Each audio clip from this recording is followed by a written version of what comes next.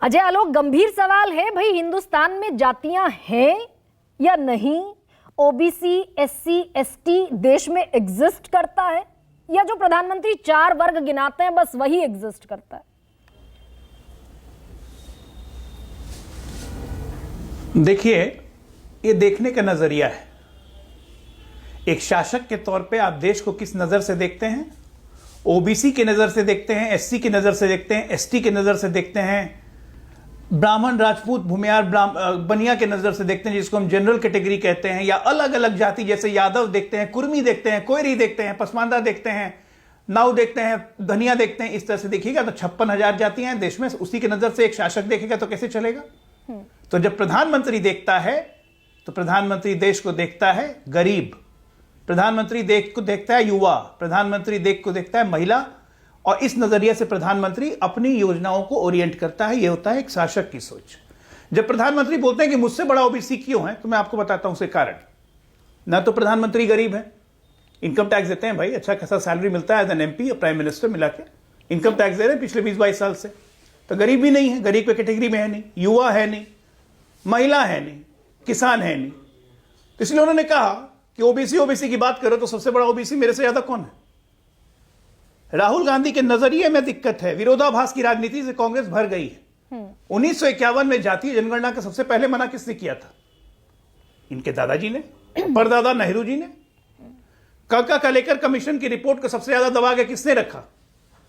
इंदिरा गांधी, नेहरू, इंदिरा गांधी, राजीव गांधी। और छोड़िए राजीव गांधी की, तो मंडल कमीशन किसने दबाया? बीपी मंडल ने 1980 में जमा कर दिया था। इंदिरा गांधी पहले 1980 से 84 से 90। अभी आप कह रहे थे कि बीजेपी में बड़ा अंतर्द्वंद है, समर्थन करें या ना करें, क्या अगर समर्थन करेंगे तो सवर्णों का गुस्सा झेलना पड़ेगा, तो कहीं सीटें नहीं कम हो जाएं। गरिमा जी, 1989 में 88 सीटें थी, 1991 के चुनाव में 126 पहुंच गए। मंडल कमीशन का इतना बड़ा आंदोलन हुआ। उसके बाद आप लोगों ने कहा कि कमंडल लेके निकल गए, कमंडल लेके निकल गए। अरे कमंडल लेके नहीं निकले, इस देश की अस्मिता को लेके निकले थे। राम मंदिर हमारी देश की अस्मिता का प्रश्न है, जिसको कांग्रेस नकारती रही। उसका परिणाम है कि 414 से घसक के आज 52 पे आ गए। 52 इस बार क्रॉस नहीं करेंगे, ये गारंटी है। खत्म है, ठीक है। कल मोदी जी का भाषण सुन के मैं आपकी बात को एक मिनट खत्म कर दूं गरिमा जी। 10 सेकंड। कल का प्रधानमंत्री जी का अभूतपूर्व भाषण सुन के बिहार के भिखारी ठाकुर की कविता याद आ गई। मनोज सिंह काका जरूर पढ़े होंगे, वो साहित्य में काफी रुचि रखते हैं। हाँ, उस दिन दुरुस्त भी कर रहे थे। पहली लाइन थी, आप कहूं मोन कहन लगैया। हाँ, आप कहूं मोन कहन लगैया। अब कहिए मन कैसा लग रहा है? और वॉशिंग मशीन क्या होती है बीजेपी की? कल पता चल गया होगा मेरे सारे मित्रों को जो कहते हैं ना बीजेपी में वॉशिंग मशीन है। कल प्रधानमंत्री ने बताया हुआ कि वॉशिंग मशीन क्या होती है और गंदगी कैसे साफ की जाती है। विषय पर आजादी से लेकर 2024 तक की कांग्रेस की गंदगी को चुन चुन के साफ किया है। ठीक है अजय आलोक, कांग्रेस साफ है, दर्शक दीर्घा में विपक्ष बैठेगा, ये जनता ने कल प्रधानमंत्री मोदी के मुंह से सुन लिया। विपक्ष जाने और सत्ता पक्ष जाने। मेरा सवाल आपसे ये है, आप तो पिछड़ों के विरोधी नहीं, आप तो ओबीसी विरोध की राजनीति नहीं करते, कांग्रेस करती है, आप तो नहीं करते।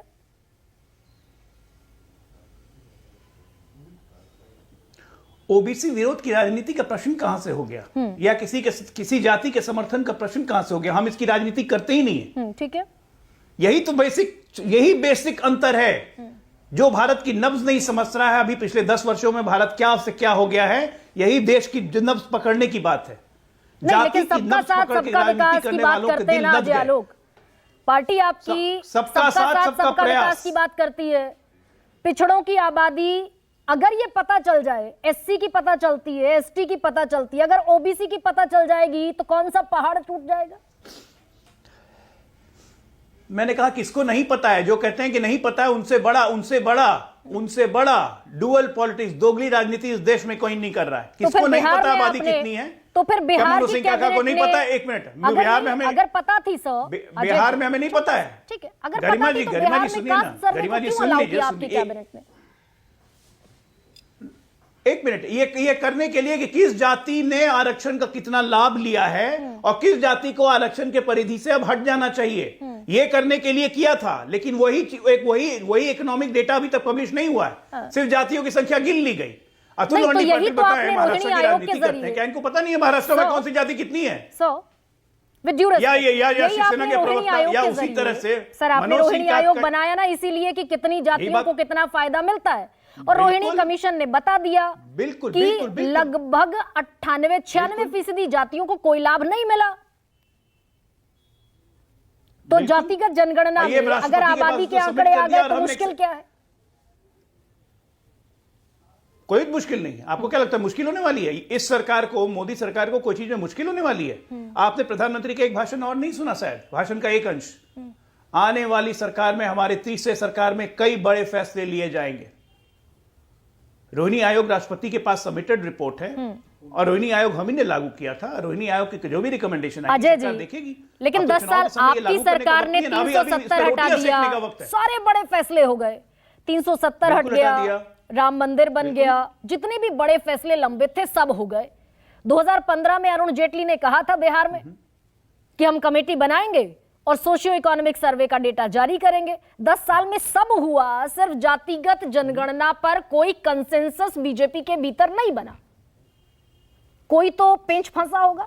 सबसे पहली बात आपको नहीं, कहीं कोई पेच नहीं फंसा है। और गरिमा जी, इस पे तो हम और आप 3-4 बार डिबेट कर चुके हैं। राजनाथ सिंह ने ही कहा था कि हम जाति का जनगणना करवाएंगे, और तभी रोहिणी आयोग का गठन हुआ। 17 में रिपोर्ट सबमिट हुई, राष्ट्रपति ने सबमिट किया, एक्सेप्ट किया। अब उस पे हम देखिए, हम कोई और सरकार उसके बाद नहीं जो सुप्रीम reaction कोर्ट वाला में काम आपने नहीं हलफनामा करते। दाखिल कि कर हम कोई दिया कि काम- व्यवहारिक एक मिनट, नहीं है। मैं खत्म कर दूं ना। उसके बाद हमारे राज्य मंत्री, गृह राज्य मंत्री ने साफ साफ नित्यानंद राय ने लोकसभा में कहा कि अभी हमारा करवाने का कोई इरादा नहीं है। Absolutely, हाँ। और उसके बाद सब्सिक्वेंटली लॉ डिपार्टमेंट ने सुप्रीम कोर्ट में जमा भी किया। एक मिनट, मैं सब बात आपकी मान रहा हूं। व्यवहारिकता और उसको पूर्णता में लाने के लिए उस पर होमवर्क बहुत जरूरी है। हम होमवर्क कर रहे हैं, हम अच्छे से करेंगे। आपको 10 साल हो गए अजय EWS में जी, 10% आरक्षण। इतनी मजबूत कांग्रेस- मैंडेट की कांग्रेस भी सरकार, लेके- आपको कांग्रेस 5 भी लेके- मिनट नहीं लगे 370 और 35 से हटाने में। अब आप अगर आप ऐसे बात कीजिएगा तो फिर तो 2014 में भी हमारी बहुत मजबूत मैंडेट की सरकार थी। हमने 370 क्यों नहीं हटा दिया? राम मंदिर पर अध्यादेश क्यों नहीं ले आए? एक वर्कअप करने का तरीका होता है, एक प्रक्रिया होती है, ताकि उसकी आपके निर्णय को कोई चैलेंज नहीं कर सके। मैं वही बता रहा हूं कि कांग्रेस EWS तो लेके आई थी, क्या हो गया? सुप्रीम कोर्ट ने एक झटके में कैंसिल कर दिया, उड़ा दिया। हम EWS लेके आए, स्टैंड किया कि नहीं किया? आज उसे बेनिफिट हो रहा है कि नहीं हो रहा है? होना चाहिए तो सर सरकार जातिगत में कोई जनगणना। काम नी-जर्क अजय रिएक्शन आलू, से नहीं होता है। होनी थोड़ा चाहिए। सोच, बिल्कुल बिल्कुल रोहिणी आयोग की रिकमेंडेशन, एक मिनट, रोहिणी आयोग की रिकमेंडेशन हो चुकी है। हम तो सहमत थे, तभी तो बिहार में हुआ। लेकिन बिहार में हमारी असहमति कहां थी कि एक तो जातिगत जनगणना ठीक से नहीं हुई, दूसरा जिन 10 पहलुओं को लेने थे उन 10 पहलुओं को न लेकर सिर्फ एक पहलू को प्रकाशित कर दिया गया। उससे फायदा क्या? आधा तो अब तो पक्का खाना सरकार अच्छा में नहीं है होता, आप। पेट खराब हो जाता है। वही अब तो कांग्रेसियों को सरकार हो रहा में है। है, चुनाव में वक्त है, दोबारा देखिए, कराएंगे। सबसे पहली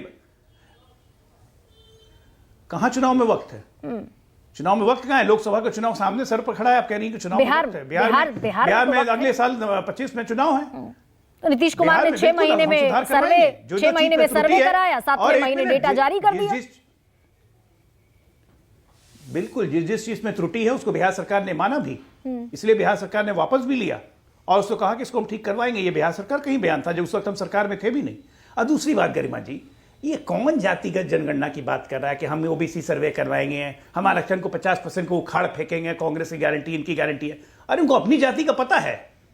पहले वो पारसी या ईसाई की किस जाति से आते हैं, पहले वो बता दें। व्यक्तिगत नहीं, झूठ मूठ कर नकली हिंदू बन के और नकली जनेऊ, जिसको जनेऊ पहनने का तरीका नहीं पता हो, वो जबरदस्ती जनेऊ पहन के ड्रामा कर रहे हैं। अरे जॉर्ज फर्नांडिस से करिए ना हिंदू की राजनीति, कौन मना कर रहा है? लेकिन नकली हिंदू बन के मत कीजिए और फर्जी आंसू बहा के मत बोलिए। जब एक तरफ बोलते हैं कि मुसलमानों की पहली पार्टी कांग्रेस है और दूसरी तरफ आ जाते हैं OBC का जनगणना करने। अरे ना खुद हिंदू ना कोई हिंदू, झूठ मूठ का हिंदू से जबरदस्ती का एक बैरभाव क्रिएट करना है और कुछ करना नहीं है। और हर समय फर्जी मुद्दा लेके आते हैं। 19 में राफेल, चौकीदार चोर, और 24 आया तो 24 में जाति जनगणना, हम आरक्षण की सीमा हटाएंगे। कहीं जाके कुछ बोलते हैं, कर रहे हैं मुसलमान जोड़ो यात्रा, फिर बात करते हैं OBC की।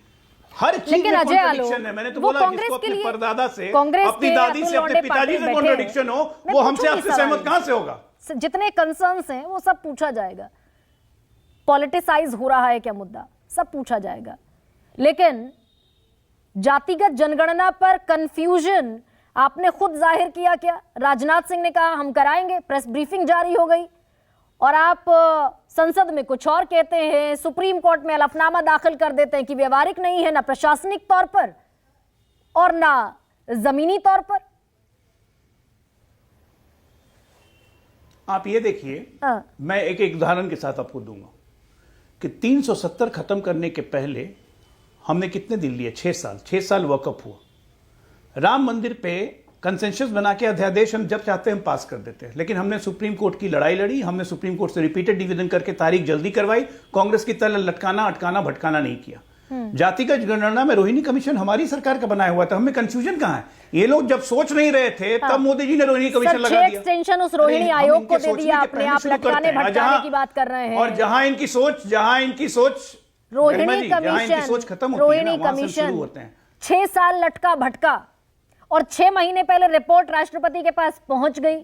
अगर आप इतने वो तो कमीशन है ना भाई, रिटायर्ड जज का कमीशन जो बना, उन्होंने अपनी रिपोर्ट दे दी, आप जाहिर कर दीजिए उस रिपोर्ट को। क्या असल स्थिति है ओबीसी की? राष्ट्रपति के पास रिपोर्ट जाने के बाद जब राष्ट्रपति सरकार को रिपोर्ट भेजती है तो फिर से लॉ कमीशन उसको रिव्यू करता है, फिर सरकार के पास जाती है, एक अध्ययन होता है, एक तरीका होता है कि हम इसको लागू करने जा रहे हैं या नहीं। मैंने बार बार मैं कह रहा हूं कि नी जर्क रिएक्शन नहीं, हम वो काम करेंगे जो ठोक बजा के करेंगे, जिसकी वापसी होने की कहीं से कोई लीगल चांसेस भी नहीं होंगे, जिसके सोशल इंप्लीकेशंस भी बेस्ट होंगे, जिसके इकोनॉमिक इंप्लीकेशंस भी बेस्ट होंगे। और जिस दिन रोहिणी आयोग का रिकमेंडेशन लागू हुई तो याद रखिए, यहां जितना ये काका जी बैठे हुए हैं ना, काका जी के पार्टी के लोग इनको खदेड़ खदेड़ के दौड़ाएंगे, क्योंकि सबसे ज्यादा लाभार्थी तो इन्हीं की पार्टी के लोग हैं, या लालू यादव की पार्टी के लोग हैं, या कुशवाहा पार्टी के लोग हैं, ये लोग, या कांग्रेस के जितने सो कॉल्ड ओबीसी वाले हैं। तो इन लोग को जब हटाया जाएगा, क्रीमी लेयर में लाएंगे, तो इनके इलेक्टोरेट का क्या होगा? क्योंकि जातिवादी राजनीति के सुरमा है ये लोग, हम लोग तो है नहीं, हम पूरे हिंदुस्तान को लेकर चल रहे हैं, ये जातियों को लेकर चल रहे हैं। हमारे इनमें बेसिक अंतर तो यही है। चलिए।